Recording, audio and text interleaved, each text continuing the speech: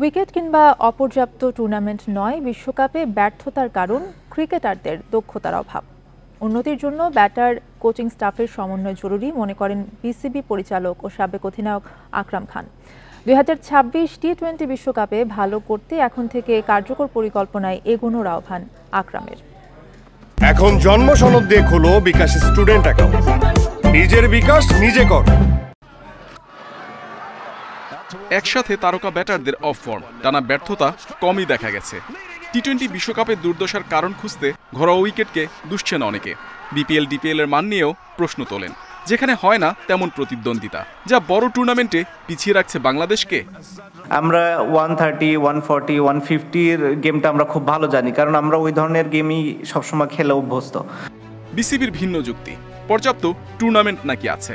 সুযোগ সুবিধা দেওয়ার পরও ক্রিকেটারদের ব্যক্তিগত উদ্যোগের অভাবই সমস্যার কারণ। এমনকি যুক্তরাষ্ট্র উইন্ডিজের কন্ডিশন পক্ষে থাকা সত্ত্বেও ব্যাটাররা যে ব্যর্থ, সেটা নাকি তাদেরই সমস্যা।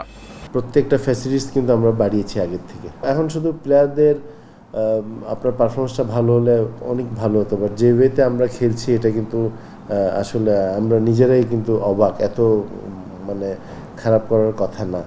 স্কিল টেম্পারমেন্টে উন্নতি আনতে ব্যর্থ ব্যাটিং কোচ। শান্ত সৌম্যদের টেকনিকে ঘাটতি ফুটে উঠেছে বিশ্ব আসরে। সঠিক পরিকল্পনা করা না গেলে 2026 টি-20 বিশ্বকাপেও বদলাবে না পরিস্থিতি, শঙ্কা আকরামের।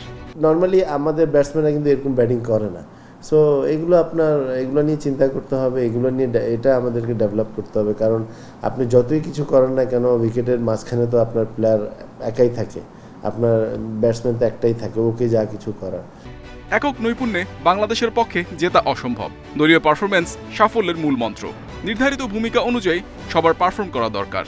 ওরা এককভাবে পারবে না, আমাদের দুই দিকেই আমরা যারা বোর্ডে আছি আমাদের অ্যাপ্রোচটা থাকতে হবে, আমরা করছি, ওরাও চেষ্টা করছে, but there is something wrong, যে কোনো একটা জায়গায় হয়তো বা আমরা প্রপার ওয়েতে যেতে পারছি না।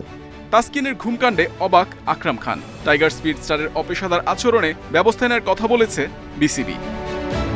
Mohammad Nazim, independent news, Dhaka.